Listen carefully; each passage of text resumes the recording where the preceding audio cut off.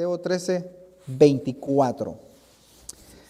Si ya están listos, dice así: en el nombre del Padre, del Hijo y del Espíritu Santo. Les refirió otra parábola diciendo: el reino de los cielos es semejante a un hombre que sembró buena semilla en su campo, pero mientras dormían los hombres, vino un enemigo y sembró cizaña entre el trigo y se fue.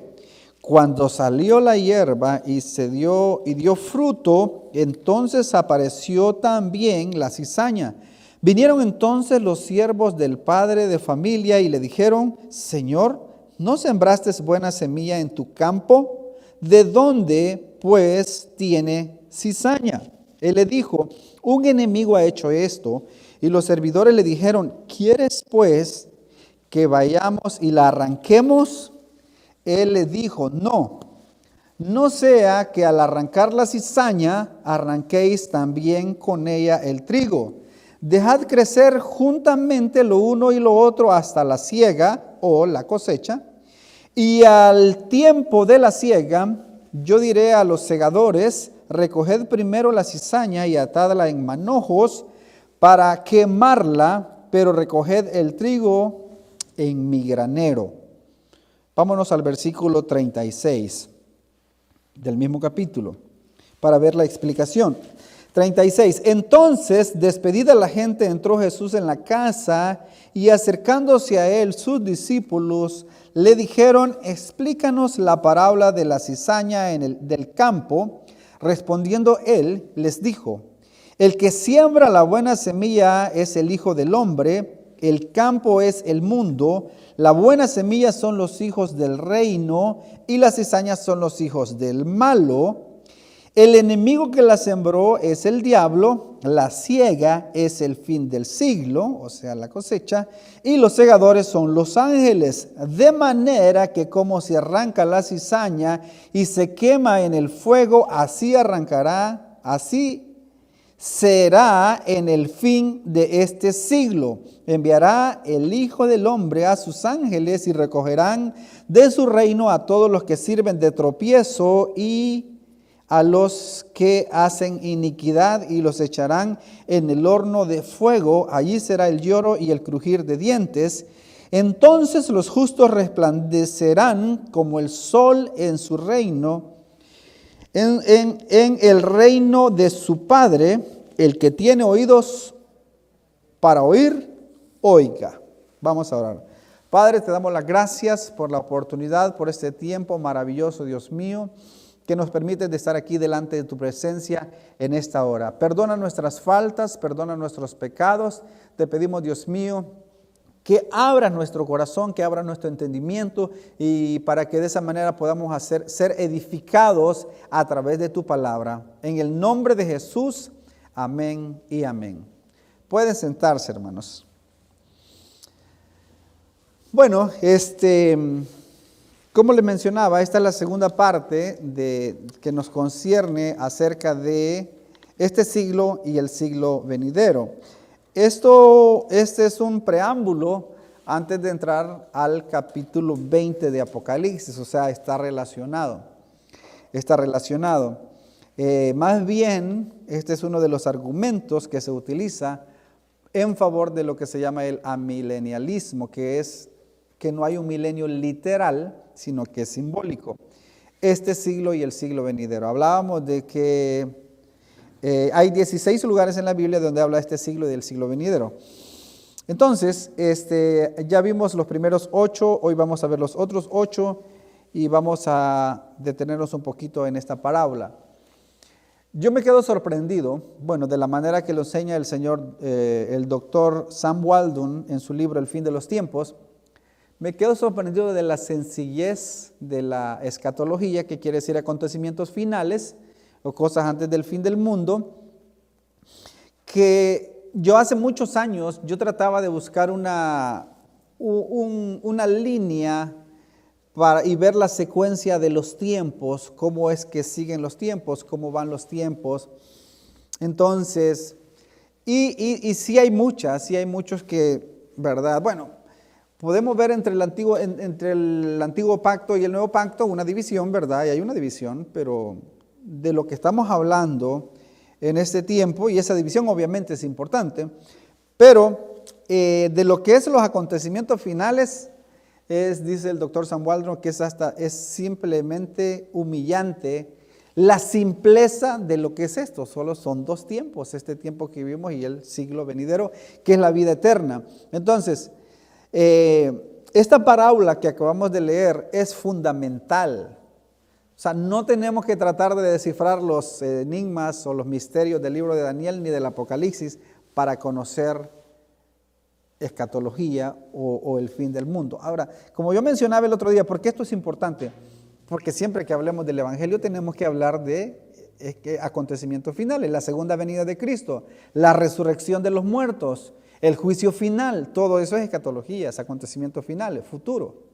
Entonces, tenemos que estar familiarizados, considero que tenemos que estar familiarizados con esto y lo vamos a hacer obviamente con base bíblica, porque, por ejemplo, les mencionaba, yo sé que hay muchos hermanos que creen que el arrebatamiento será 7 años antes del fin del mundo, pero no hay un solo pasaje en la Biblia que diga eso así literalmente. Esa conclusión se saca de las 70 semanas de Daniel, que ya lo hemos explicado acá, pero literalmente no hay un pasaje que diga así. Entonces, sin embargo, si vamos a hablar de la segunda venida de Cristo, hay muchos pasajes que respaldan eso. O sea, literalmente lo podemos leer y no son pasajes enigmáticos ni misteriosos, sino que son claros, transparentes. Entonces, por consiguiente, eso tiene más sentido. Hablar de la segunda venida de Cristo, de una sola resurrección, el juicio final, y eso es acontecimientos finales. Entonces, esta parábola, la explicación de esta parábola a partir del versículo 36 del capítulo 13, esto es sencillo. Sencillo, el Señor lo explica de una manera sencilla. No tenemos que tratar de estar adivinando qué significa el campo. El Señor lo dice, el campo es el mundo. ¿Verdad? ¿Qué significa el trigo? ¿Cuál es el trigo en esta parábola? Los hijos de Dios, o sea, los salvos. ¿Qué significa la cizaña? El Señor lo dice aquí, son los hijos del malo, los que no son salvos. Solamente hay dos grupos de personas en el mundo, los salvos y los no salvos. ¿Verdad? Entonces vamos a ver la explicación nuevamente y así vamos a brincar a los textos y lo vamos a hacer de manera rápida. Entonces, despedida la gente, entró Jesús en la casa y acercándose a él, sus discípulos le dijeron: explícanos la parábola de la cizaña del campo. El Señor, cuando estaba delante de la gente soberbia, de la gente altiva, les hablaba con parábolas para que no entendieran y obviamente se quedaban perdidos, porque la Biblia dice que Él da gracia a los humildes, Él da gracia a los humildes y resiste a los soberbios. Él da gracia a los humildes y resiste a los soberbios.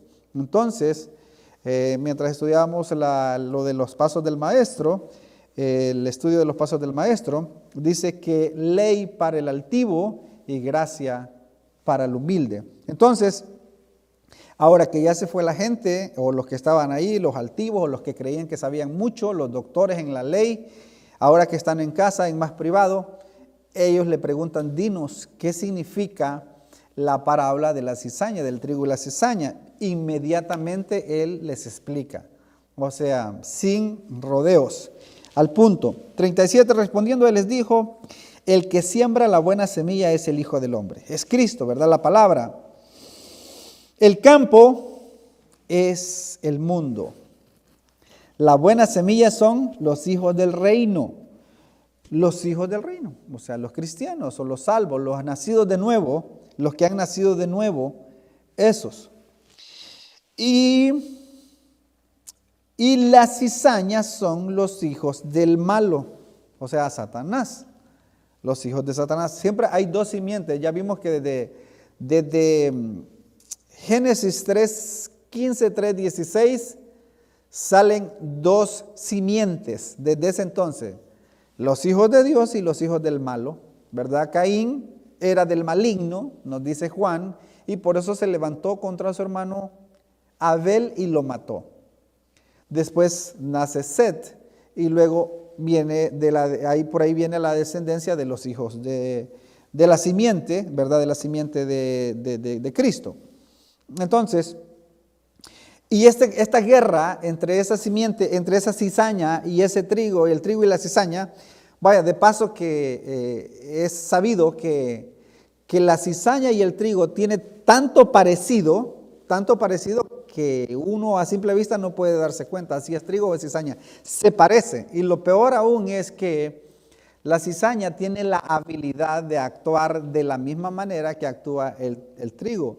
Entonces, vaya que ahí sí necesita uno discernimiento, porque se confunde, se puede confundir. Es fácil, ese es alguien decía que la cizaña tiene la habilidad maligna para parecerse al trigo, hablando de los cristianos, ¿verdad? Muchos disque cristianos se hacen pasar como trigo o se hacen pasar como cristianos, pero no son cristianos, son cizaña, pero se parecen tanto que uno dice, wow, ¿verdad?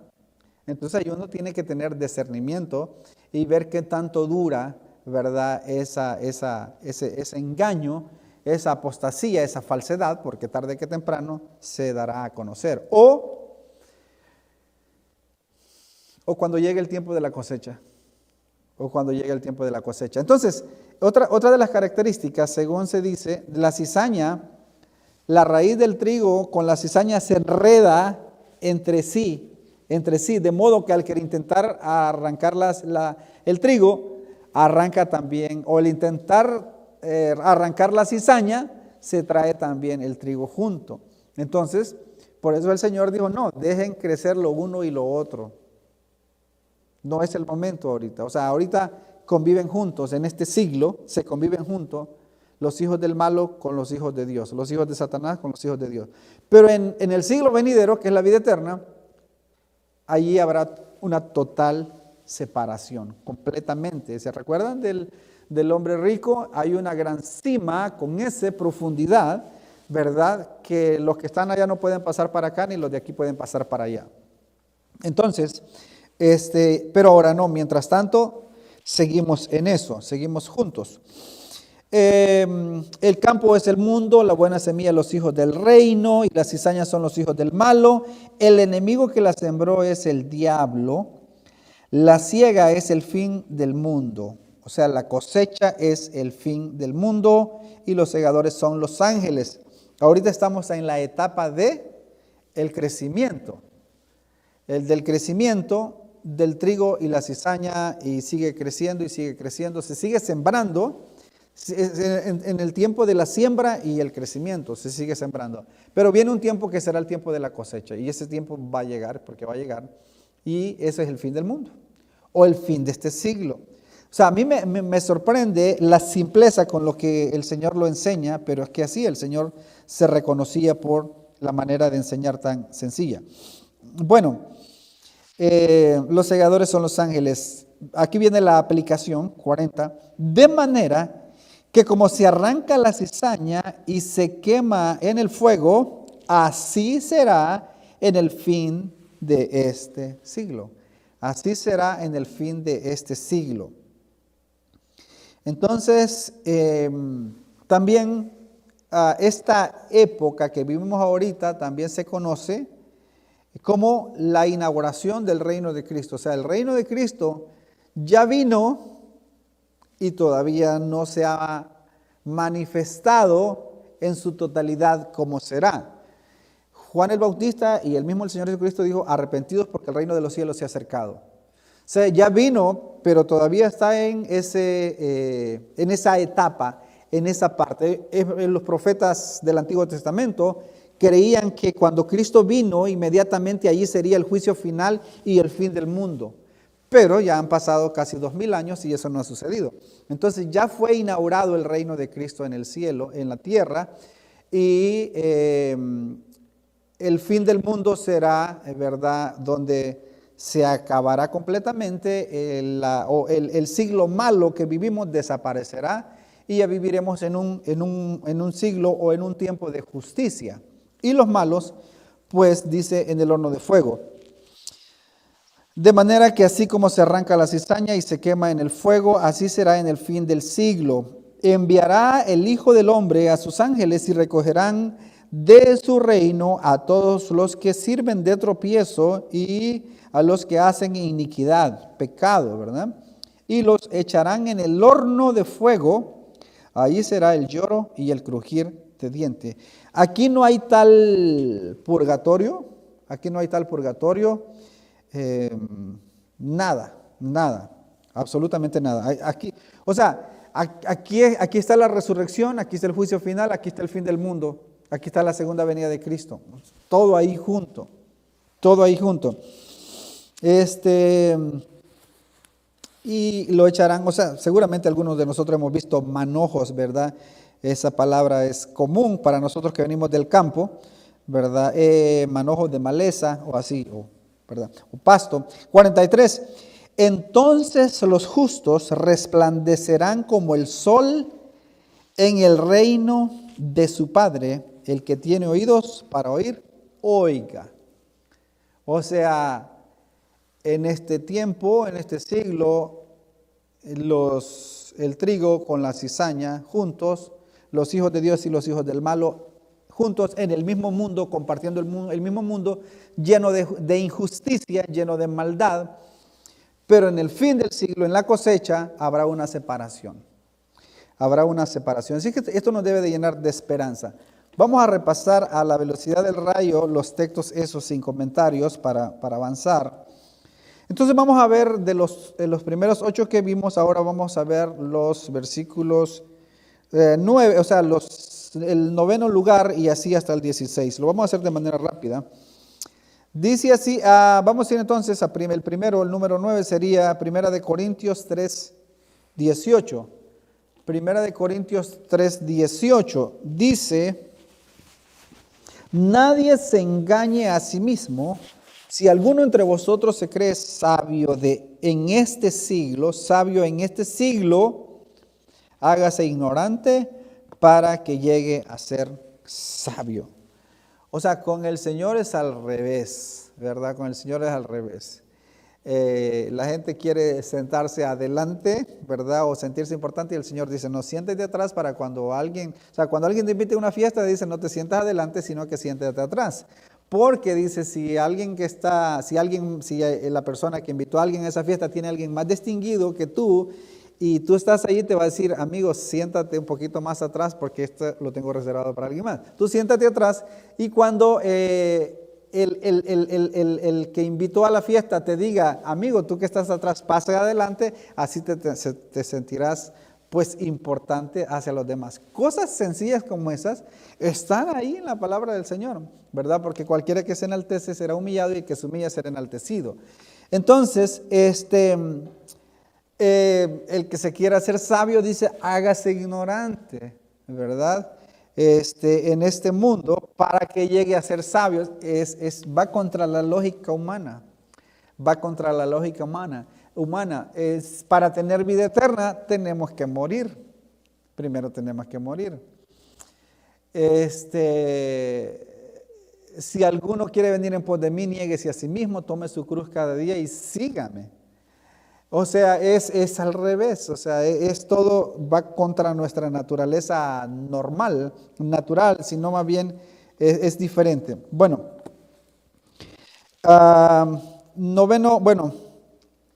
vamos a ir al lugar número 10 o el pasaje número 10 que vamos a ver, 2 Corintios 4:4. 2 Corintios 4:4 dice, en los cuales el Dios de este siglo cegó el entendimiento de los incrédulos para que no les resplandezca la luz del evangelio de la gloria de Cristo, el cual es la imagen de Dios.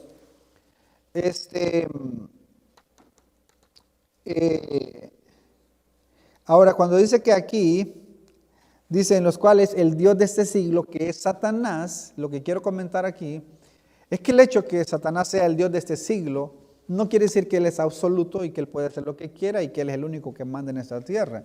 No, el Señor Jesucristo, Él es Rey de Reyes aún, Él es Rey de Reyes y siempre lo será. No es como algunos están diciendo que en el milenio literal, entonces sí Él reinará completamente, que ahora no está reinando, haga de cuenta que hoy está a la diestra del Padre de brazos cruzados. No es así, Él reina, Él rige las naciones con vara de hierro. Entonces, y Satanás está, como siempre, no puede hacer nada de lo que él quiera hacer, sino únicamente lo que Dios le permite. Por ejemplo, en el caso de Job, le tuvo que pedir permiso a Job, ¿verdad? A Dios para poder tentar a Job, para poder probar a Job, y Dios se lo permitió. En el caso de Pedro, él tuvo que pedir permiso para poder tentar, ¿verdad?, a Pedro, y vemos cuando Pedro negó, ¿verdad?, a Jesús, pero tuvo que pedir permiso, y el Señor le concedió el permiso. Así es que no sabemos, hermanos, si Satanás estará pidiendo permiso para tentarnos a alguno de nosotros al pasar alguna prueba, y Dios se lo vaya a conceder. Así que tenemos que estar siempre orando, porque el Señor le dijo: Pedro, Satanás os ha pedido para zarandearos, y Jesús no le dijo, pero yo le dije que no. No, Jesús le dijo: pero yo he orado para que tu fe no falte. Amén. Y vemos que Pedro negó a Jesús 3 veces, y cuando el gallo cantó, que era la señal, lloró amargamente. Lloró amargamente. Entonces, nosotros siempre tenemos que estar dependiendo de Dios completamente en todo. Ni en lo más mínimo debemos de confiar en nosotros mismos, porque somos débiles. Lo primero que decimos que no vamos a hacer es lo que hacemos, ¿verdad? Rompemos inmediatamente la primera promesa. Ahora vamos a ver entonces, el Dios de este siglo, ¿verdad?, es Satanás. Las tinieblas de este siglo contrastan con la luz del siglo venidero, y la luz del Evangelio es la gloria de Cristo. Vamos a Gálatas 1:4. Gálatas 1:4. El Dios de este siglo. Acabamos de ver el Dios de este siglo. Estamos en este siglo. Gálatas 1:4 dice: el cual se dio a sí mismo por nuestros pecados para librarnos del presente siglo malo, conforme a la voluntad de nuestro Dios Padre. Del presente siglo malo, ya decíamos que siglo no es como lo conocemos nosotros, literalmente hablando 100 años, ¿verdad?, en romano. Más bien es aion, la palabra correcta, que es para un tiempo largo e indefinido, ¿verdad?, sin fin, aunque este siglo tendrá fin, pero el venidero no tendrá fin. Pero en esas dos frases, en este siglo y el siglo venidero, engloba toda la existencia de tiempo y espacio. Entonces, dice Pablo en Gálatas 1:4 que vivimos en un siglo malo, y uno de los frutos de la muerte y la resurrección de Jesucristo es librarnos de este siglo malo, de este mundo, de este siglo malo, de este siglo presente, y así seguir cultivando esa esperanza que tenemos del siglo venidero, que es la vida eterna. Ahora vamos a ver el pasaje número 12. Efesios 1:21. Efesios 1:21 dice así: sobre todo principado y autoridad, poder y señorío, sobre todo nombre que se nombra no solo en este siglo, sino que también en el venidero. En todos estos pasajes que nosotros hemos visto, allí no se nos explica que, bueno, recuerden que está este siglo y está el siglo venidero. No, sino que automáticamente da por sentado que eso es así. Es como cuando hablamos del día y la noche. No tenemos que explicar que el día o las 24 horas se conforma del día y la noche, porque eso ya todo el mundo lo sabe, es obvio, eso se da por sentado. Así que el lenguaje que los apóstoles están utilizando es ese. No solo en este siglo, sino también en el siglo venidero. Eso ya se da por sentado, que eso es así, 2 siglos. Leo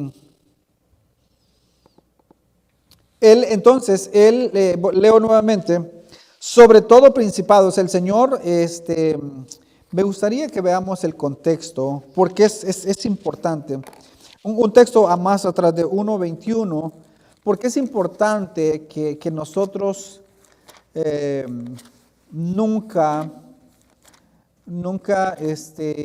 perdamos ese concepto del señorío de Cristo. Del señorío de Cristo. Veamos un texto más atrás, Franklin. Quiero ver el contexto de ese 1:21. Vamos a ver, bueno, vamos a leerlo. Vamos a leerlo desde el versículo 15, desde el versículo 15 en adelante, Efesios 1:15 en adelante. O sea, ¿por qué quiero leer esto y detenerme? Porque lamentablemente en muchas iglesias tienen un Dios, una imagen de un Dios equivocado. ¿Qué quiero decir con esto? Un Dios que ellos le pueden dar órdenes, le pueden reclamar y dicen reclámele a Dios las promesas y Él se las tiene que dar y usted créalo y lo tiene que hacer. O sea, como que es un Dios que lo pueden poner contra la espada de la pared, entre la esquina, ponerlo en la esquina y ahí no tiene opción y tiene que hacer lo que uno diga. Eso no es, ¿qué clase de Dios es ese? Ese no es el Dios de la Biblia. El Dios de la Biblia es Señor. Y Malaquías dice, si yo soy Señor, ¿dónde está mi honra? Nosotros tenemos que, cuando nos acercamos a Él, tener respeto hacia Él, reverencia. 1:15 dice, por esta causa también yo, habiendo oído de vuestra fe en el Señor Jesús y de vuestro amor para con todos los santos, no ceso de dar gracias por vosotros, haciendo memoria de vosotros en mis oraciones para que el Dios nuestro y Señor Jesucristo, el Padre de gloria, os dé espíritu de sabiduría y revelación en el conocimiento de Él, alumbrando los ojos de vuestro entendimiento para que sepáis cuál es la esperanza a que Él os ha llamado, a la cual y las cuales las riquezas de la gloria de su herencia en los santos, y cuál la supreeminente grandeza de su poder para con nosotros los que creemos, según la operación del poder de su fuerza, la cual operó en Cristo, resucitándole de los muertos y sentándole a su diestra en lugares celestiales, sobre todo principado y autoridad y poder y señorío, sobre todo nombre que se nombra no solo en este siglo, sino también en el siglo venidero. Y sometió todas las cosas bajo sus pies y lo dio por cabeza sobre todas las cosas a la iglesia, el cual es su cuerpo, la plenitud de aquel que todo lo llena en todo. O sea, si el Espíritu Santo resucitó, tiene el poder de resucitar a Jesucristo de entre los muertos, entonces nosotros podemos vencer el pecado por ese poder. Por ese poder nosotros podemos vencer el pecado. Mucha gente cuando lee la historia de David y Goliat dice, tú tienes que vencer a tu Goliat, ¿verdad? No sé a qué se refiere, pero el Goliat de nosotros es el pecado, ¿verdad? Eso que no podemos agradar a Dios, esa vieja naturaleza, la cual lucha entre nosotros mismos, para no dejarnos hacer lo que nosotros queremos. El espíritu está dispuesto, pero la carne es débil, dijo el Señor Jesucristo. Así que Él es Rey de Reyes y Señor de Señores, no solo en este siglo, sino que también en el siglo venidero, la vida eterna. Vamos al lugar número 13. Vamos a ver, Efesios 2:2, allí cerquita, Efesios 2:2. En los cuales anduvisteis en otro tiempo siguiendo la corriente de este mundo, es un sinónimo de este siglo, conforme al príncipe de la potestad del aire, el Dios de este siglo, que es Satanás, el espíritu que ahora opera en los hijos de desobediencia. Así es que ahí nuevamente hace énfasis en lo que es este siglo. Seguir la corriente de este mundo es una descripción del mundo. Entonces, la vida dominada por el príncipe de este mundo. Vamos a ver. Y la gente que vive bajo esa influencia de la corriente de este mundo acarrea ira, para el día de la ira. Lugar número 14 o pasaje número 14, Primera de Timoteo 6:17 al 19. 6:17 al 19. O sea, hay abundantes pasajes para poder dejar por sentado este tema y seguir con el siguiente. Primera de Timoteo 6:17 al 19. A los ricos, bueno, lo voy a leer de Reina Valera, yo tengo la versión acá, la Biblia de las Américas. Dice, a los ricos de este siglo manda, Pablo hablando a Timoteo, que no sean altivos, ni pongan la esperanza en las riquezas, las cuales, espérame un poquito, Franklin, las riquezas, las cuales son inciertas, sino en el Dios vivo, que nos da todas las cosas en abundancia para que las disfrutemos. Que hagan bien, que sean ricos en buenas obras, dadivosos, generosos, atesorando para sí buen fundamento para lo porvenir, que echen manos de la vida eterna. Entonces, es el 19, ¿verdad? Sí. Entonces, ahí Pablo le dice a Timoteo que a los ricos de este siglo que no pongan su mirada, su esperanza en las cosas, sino que las cosas que Dios les da, que la aprovechen para ayudar para los necesitados y que echen manos de la vida eterna, que eso es lo más importante. Lo demás, si se le puede llamar importante, solamente aquí en esta tierra mientras estamos acá, pero este tiempo que vivimos acá no se puede comparar con la vida venidera, es sin fin. O sea, sí somos seres mortales. Lo único que va a pasar es que vamos a ser transformados, ¿verdad? Unos para vida eterna y otros para condenación perpetua. El penúltimo texto, Tito 2:12. Tito 2:12. Dice, enseñándonos que renunciando a la impiedad y a los deseos mundanos vivamos en este siglo sobria, justa y piadosamente. ¿Verdad? Eso es nuestro deber como cristianos, vivir en este siglo mientras vivimos acá y estamos esperando. ¿Verdad? Veamos el versículo 11 que le sigue a ese. Dice, porque la gracia de Dios se ha manifestado para salvación a todos los hombres. Cuando dice ahí a todos los hombres, obviamente se refiere a todos los que en todas las naciones han sido designados para ser salvos, para ser elegidos, porque eso es el tema que ya hemos hablado, ¿verdad? De la redención particular. Y luego sigue diciendo, enseñándonos que renunciando a la impiedad y a los deseos mundanos, vivamos en este siglo sobria, justa y piadosamente. El siguiente versículo, el 13, ahí donde nos habla de aguardando la esperanza bienaventurada y la manifestación gloriosa de nuestro gran Dios y Salvador Jesucristo.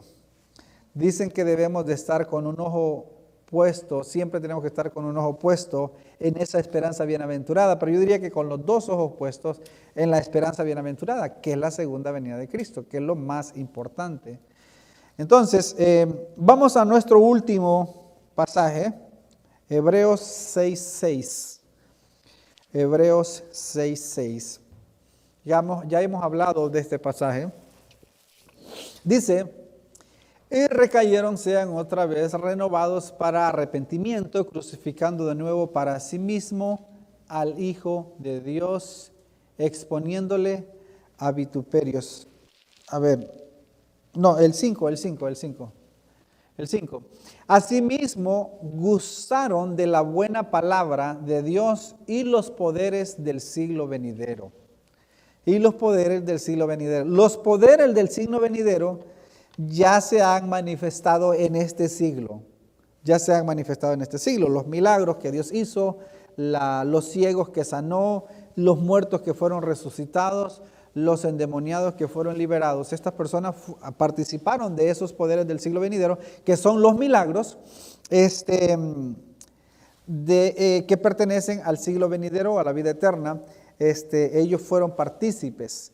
Entonces, dice el doctor Sam Waldron que este mundo está embarazado de la segunda venida de Cristo. En cualquier momento va a dar a luz esa segunda venida de Cristo. También otra manera que enseñan, hablando del reino, el reino que ya vino pero todavía no, es como una esposa embarazada que ya tiene su bebé, sin embargo no puede cargarlo en sus brazos todavía, pero será con seguridad que viene, es cuestión de tiempo. Entonces así el Señor Jesucristo ya vino a este mundo, ya inauguró el reino, pero todavía no. Hasta en su segunda venida será la manifestación total, y entonces que dice que los justos resplandecerán como el sol, en una vida, en un cuerpo glorificado. Vamos a ver si tenemos allí un contraste de este siglo y el siglo venidero. Vamos a ver una diapositiva, si la tenemos ahí, para que veamos un contraste de lo que es este siglo y el siglo venidero. Vamos a ver ahí. Y así vamos a ir concluyendo. Estos son los pasajes que acabamos de ver.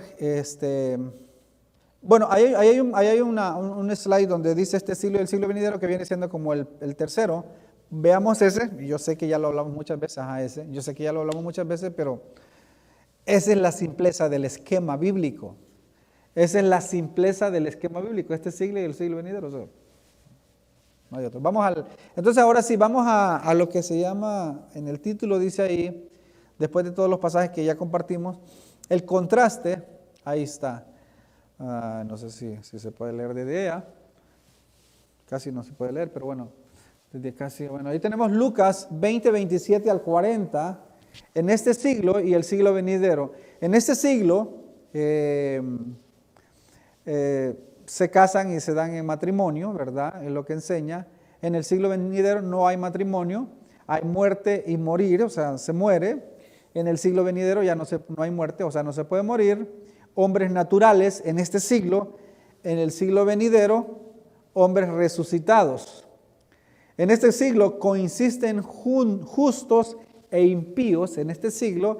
En el siglo venidero solo los que son dignos, ¿verdad?, de ser hijos de Dios alcanzan, ¿verdad?, esa bendición de vivir en un cuerpo glorificado. Así que hay un contraste, hay una diferencia totalmente drástica. Vamos a ver el siguiente. Ok. Esto es lo que vimos de la siembra y del trigo y la cizaña. En este siglo, ¿verdad? Hay una mezcla del trigo, los hijos de Dios, del reino, y las cizañas, los hijos del maligno. O sea, ¿cómo se quiere decir? Coexistimos juntos. En el siglo venidero o en la siega, solo el trigo, los hijos de Dios, los hijos del reino nada más, separados. Condición natural, en este siglo vivimos en condición natural. En el siglo venidero, o sea, la siega es el límite o el primer día de la vida eterna. Condición glorificada, resplandeciendo como el sol. Resplandeciendo como el sol. Esa información o esa fuente es del libro de El fin de los tiempos del Dr. Sam Waldron. El siguiente, ya creo que viene siendo el último. Nuevamente, vivimos en un siglo malo y el siglo venidero es un siglo bueno, o sea, la vida eterna. En el siglo malo que vivimos, los hijos de este siglo. En el siglo venidero, solo los hijos de Dios. En el siglo malo, en este tiempo, habrá persecuciones para los discípulos de Cristo. Persecuciones para los discípulos de Cristo. En el siglo venidero, vida eterna para los discípulos de Cristo. Eso nos debe dar esperanza, ¿verdad?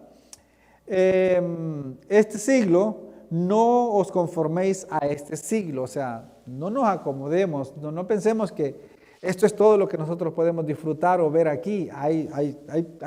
Dice cosas que ojo no vio, ni oído oyó, ni han llegado al corazón del hombre, son las que Dios tiene allá. Así que no nos conformemos a este siglo, sino transformados por la renovación de vuestro entendimiento. Romanos 12, ¿verdad? Tenemos que estar creciendo constantemente, aprendiendo constantemente, porque el fin es eso, la vida eterna. En este siglo, Satanás es el Dios de este siglo, que ya lo leímos también, es un repaso de lo que ya leímos. En el siglo venidero, la gloria de Cristo es la imagen de Dios. Un presente siglo malo, un siglo futuro de justicia, a diferencia de un siglo futuro de justicia. Por último, anteriormente andaban conforme a la corriente de este siglo, ahora andan conforme a los valores del siglo venidero, que es la vida eterna. Yo creo que eso es todo lo que tenemos ahí, ¿verdad?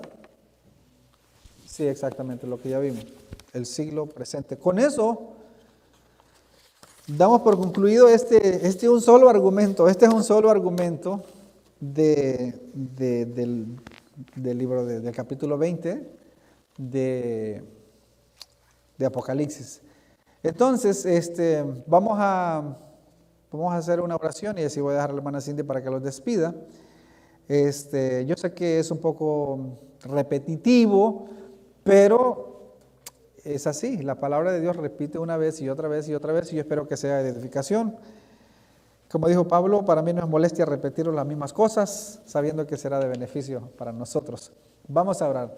Padre, te damos las gracias por este tiempo maravilloso, Dios mío, que nos permites de estar aquí en este lugar, aprendiendo cada día más de tu palabra.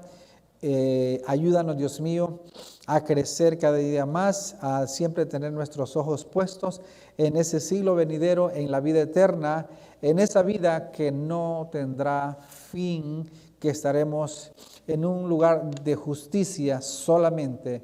Gracias, Señor, en el nombre de Jesús, para ti sea toda la honra y toda la gloria. Dios mío, nuestra mente es muy finita para poder entender esas grandes cosas, esas grandes maravillas que tienes para con cada uno de nosotros. Gracias, Dios mío, por llenarnos de esa esperanza. En el nombre de Jesús, glorifícate en nuestra vida de manera muy especial. Guárdanos en el hueco de tu mano. Amén y amén.